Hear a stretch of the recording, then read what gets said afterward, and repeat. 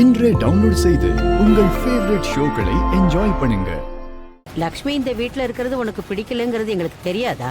ஆனா ஒரு விஷயத்த ஞாபகம் வச்சுக்க, நானும் வீரும் லக்ஷ்மிய மகளாத்தான் பாக்குறோம்.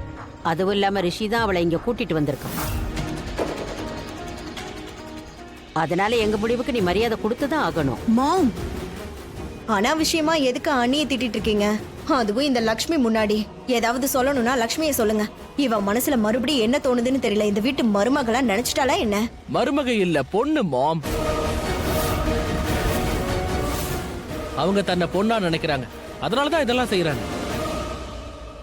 இந்த வீட்ல இருக்கிற பொண்ணுங்க வேலைக்காரங்க மாதிரி எல்லாம் வேலை செய்ய மாட்டாங்க, புரியுதா? வாட் இது?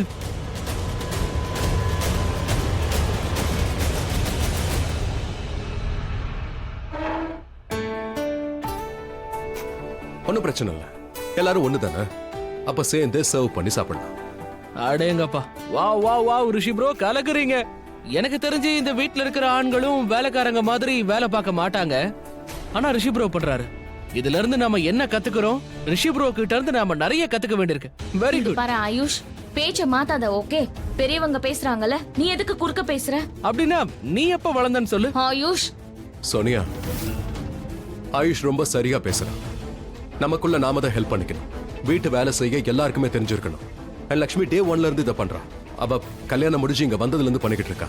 அவ இந்த வீட்டுக்கு மருமகள் ஆகி டே 1ல இருந்து இந்த வீட்டுல எல்லாரையும் பாத்துக்கிறான்.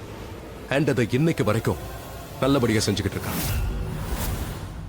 அண்ட் லக்ஷ்மி இவ்வளவுலாம் பண்ணிருக்கானா, அது அவ ஒரு வேலைக்காரியா இல்ல, குடும்பத்துக்கு நல்லது செய்யணும்னு நினைச்சு பண்ணா. அவ நல்ல மனசு தேவையில்லாம காயப்படுத்த வேண்டாம். இதை அவ எப்பவும் பண்ணிட்டு இருக்கா. சின்ன சின்ன விஷயமா பண்ணி இந்த குடும்பத்துக்கே ஒரு உயிரை கொடுத்திருக்கா. அதனால ஏதாவது கத்துக்கணும்னா அதை என்கிட்ட இல்ல, லக்ஷ்மி கிட்ட இருந்து கத்துக்கும். Of course. ரிஷி, ஏன் நீ லக்ஷ்மிய? போதும் போதும் போதும்.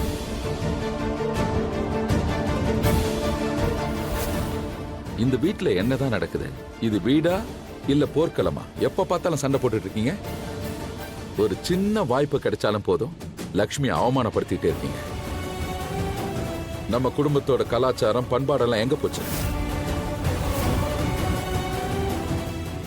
Sorry to say guys, but என் குடும்பம், நம்ம குடும்பம் இந்த அளவுக்கு தரம் தாழ்ந்து போக நான் நினைச்சு கூட பார்க்கல.